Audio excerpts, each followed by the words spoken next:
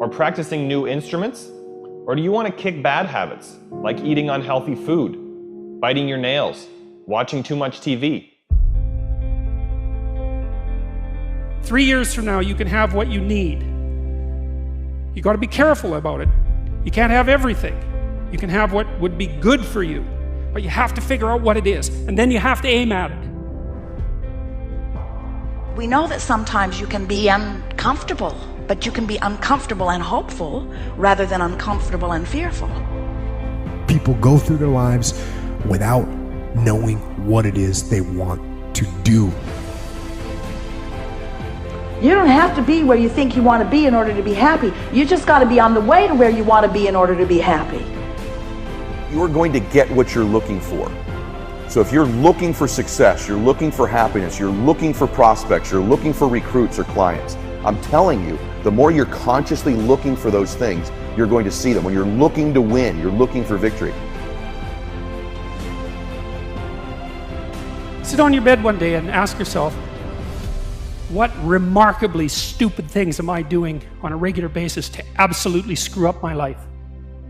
And if you actually ask that question, but you have to want to know the answer, right? Because that's actually what asking the question means. It doesn't mean just mouthing the words. It means you have to decide that you want to know.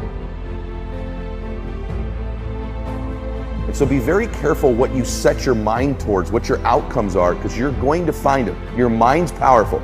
You're powerful. You're more powerful than you think you are. And if you could just get clear on what you're looking for, get super specific with great clarity, great specificity about what it is you want, it's sitting there for you to find if you look for it. The time is now. The time is now to express and for people to believe in themselves. The time is now for it to be okay to be great. Right there and then, you have an opportunity to steer your thoughts and your emotions in the direction that you want them to go, not in the direction that they're telling you to go. In other words, you can literally choose to seize the day, or you can let the day seize you. If you're fearful all the time, your point of attraction is very far from what you really want. If you're ornery all the time, or a lot of the time, your point of attraction is different from what you want. Your emotions are your indicator of what you're doing vibrationally. You've been listening to us long enough to sort of understand what we mean by that? Don't worry about what needs to be done. Think about who you have to be in order to get it done. Did you ever have a dream that was so big that you thought it was almost impossible to achieve? I've had those dreams. And while not every dream has become a reality, along the way I learned a powerful approach of picturing that has helped me achieve most. Since that day, I've had other dreams, other big dreams. And in each case, I would picture where I wanted to be, and I would visualize what I would be doing and who I would be doing with when I got there. As the saying goes, you can't make a basket if you never take the shot. I knew I would miss the shot sometimes, and the failure would dampen my spirit, but I would be better off for my efforts and I would be okay. People are addicted to all kinds of things, substances, but one of the greatest addictions, or rather the greatest addiction, you never read about it in the papers, because the people who are addicted to it don't know it. It's the addiction to thinking. It's actually addictive. Can't stop thinking. It's like can't stop drinking, can't stop smoking, can't stop eating, can't stop thinking. You have the option of taking it hard or taking it easy, of making the worst of it or making the best of it, of giving it your undivided attention, of giving it very little of your attention. You have more control over your focus than most of you have been exercising. And when you begin caring about how you feel more than everything else put together, so that you exercise your ability to focus upon things that do feel good, you begin to discover that in every particle of the universe there is that which is wanted and lack of it. My visualization has helped me achieve most of my goals. And what I learned along the way is it didn't take twice as much effort. It only took an extra 10%. When we fail, life continues as it is.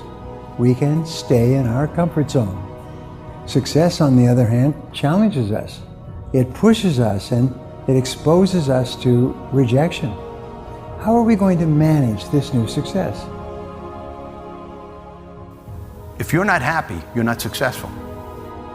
If you're not enjoying yourself during the process of whatever it is you're trying to achieve, there's a problem. To me, the biggest disease on this planet is unhappiness.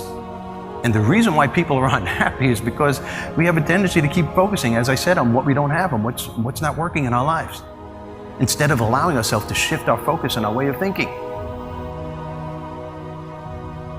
People always want to be like, follow your dreams, follow your dreams, follow your dreams. My dream was always to be a rap artist, right? But I had to get a job. So I had to focus on my job. And then I made money to follow my dream. One of the main reasons that people don't get what they want is because they don't actually figure out what it is. And the probability that you're going to get what would be good for you, let's say, which would even be better than what you want, right? Because, you know, you might be wrong about what you want easily. But maybe you could get what would really be good for you. You have the freedom to think anything you want. You were born extremely confident.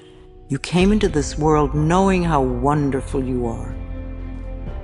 So choose new thoughts to think about yourself, and choose new words to tell yourself how magnificent you are, and that you deserve all the good that life has to offer. First thing in the morning and last thing in the evening, I want you to look into your eyes and say, I love you. I really love you. Your first goal, this is what I'm suggesting, your first goal when you open up your eyes should be to focus on the things that ignite your spirit and bring you joy. I want you to focus on the things that you appreciate in your life, the things that you're grateful for. I don't care who it is or what it is. Maybe it's the person lying next to you. Maybe you're thinking of your children. Maybe you're thinking of the dog or the cat lying by the side of the bed, a particular goal that you achieved. Maybe there's an event coming up on the weekend. Maybe you're meeting with your friends for lunch. You see, folks, it doesn't matter who it is or what it is.